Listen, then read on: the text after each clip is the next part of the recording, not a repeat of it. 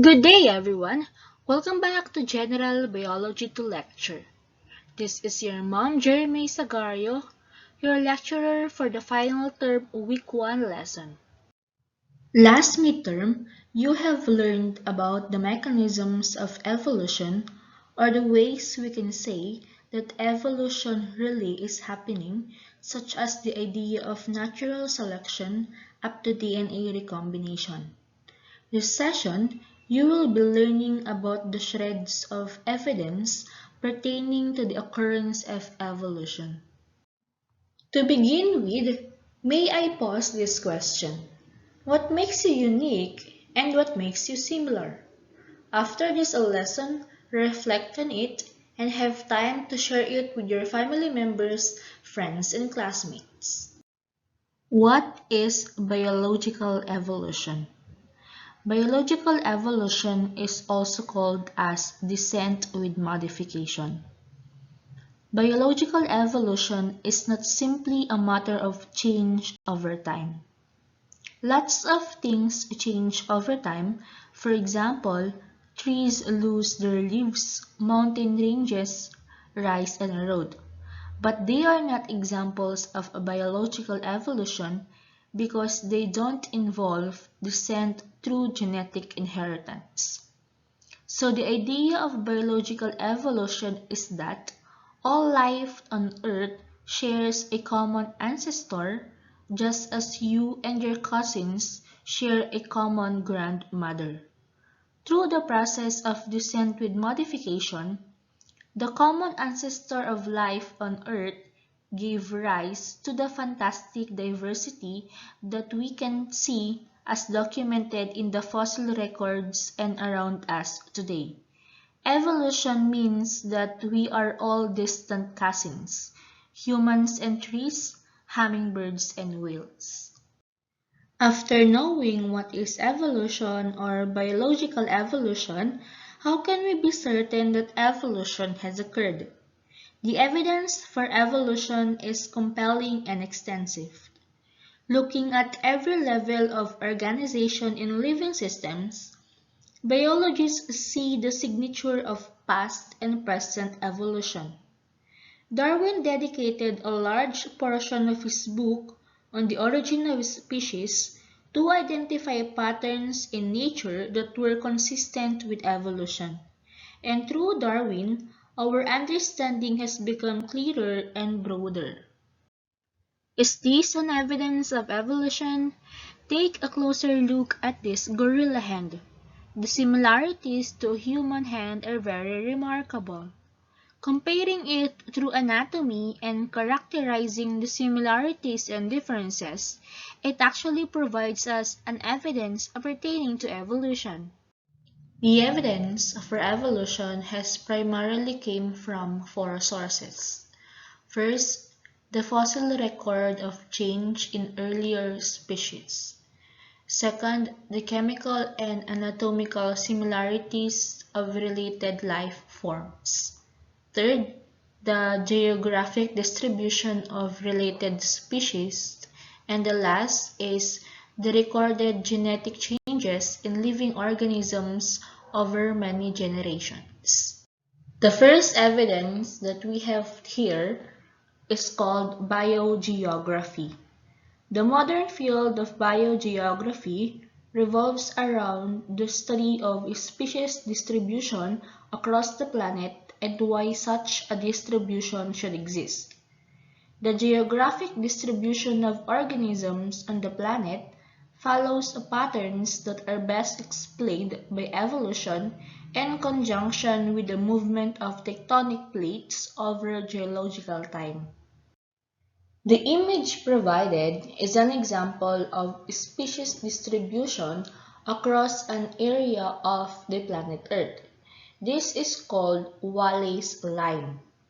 During his extensive travels in Indonesia, Wallace noticed a stark difference between the species in the west and east despite a similar climate and terrain.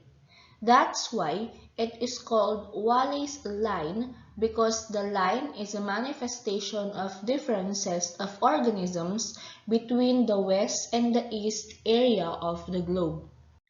Another example pertaining to biogeography is the observation of Charles Darwin in the Galapagos Islands, wherein there were finches with different shapes of beaks depending on their geographical locations, allowing each species to be slightly different from the others.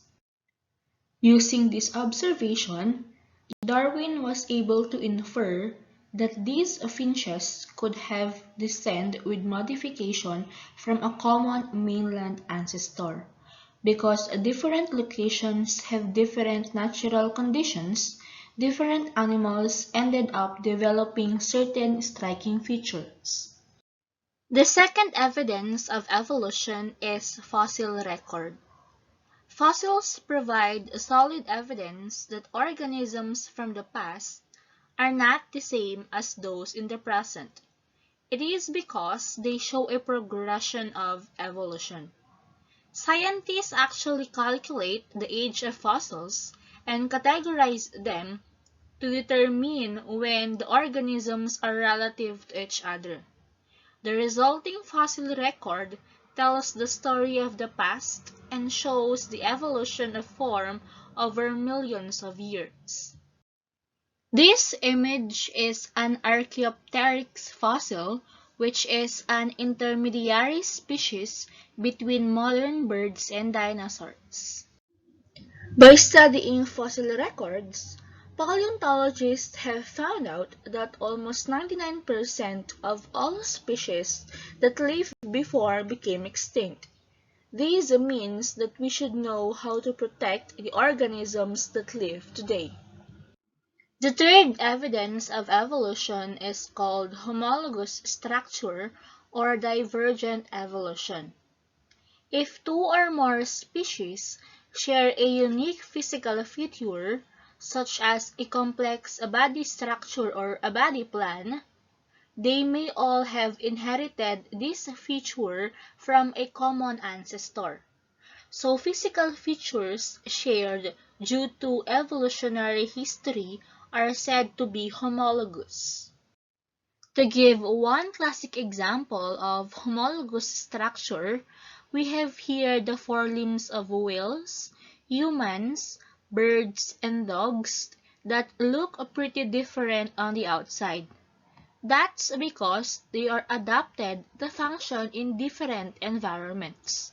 However, if you look at the bone structure of the forelimbs, you will find that the pattern of bones is very similar across species because the basic layout of bones was already present in a common ancestor of whales, humans, dogs, and birds. The next evidence of evolution is analogous structure, or also called as convergent evolution. Analogous structures are structures that are similar in unrelated organisms.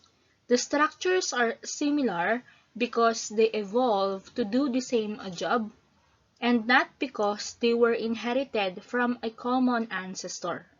For example, as shown in the figure, we have the wings of bats and birds that look very similar on the outside. They also have the same function. However, the wings evolved independently in the two groups of animals. Fifth, we have vestigial organs or vestigial structures. In here, we can include the principle of use and disuse by Lamarck in the occurrence of vestigial organs. Structures like the human tailbone and whale pelvis are called vestigial organs.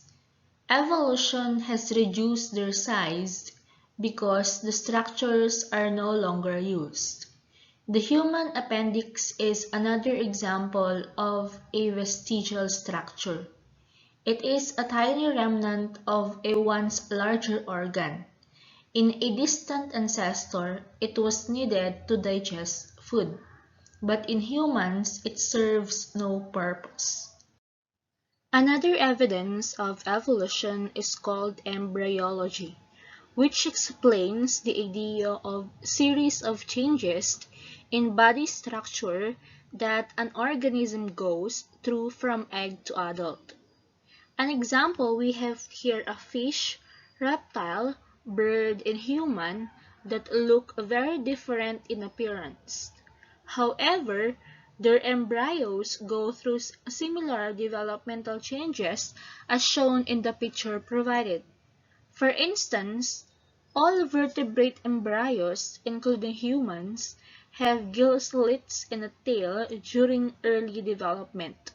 From here, scientists believe that organisms which undergo a similar developmental changes have close evolutionary ties.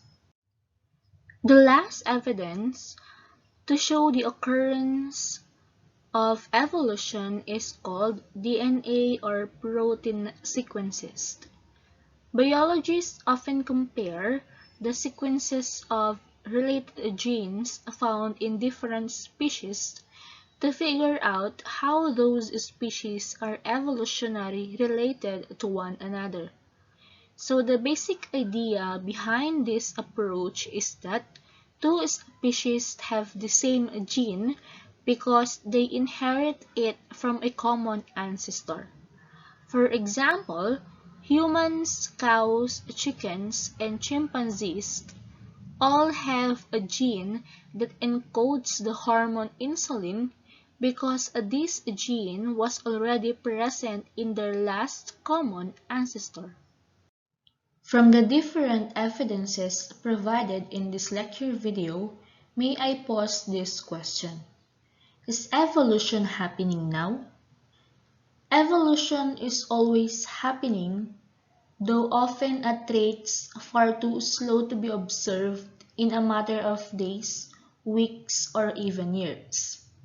The effects of evolution can be felt in almost every aspect of our lives, through from medical and agricultural dilemmas to the process of choosing a good mate.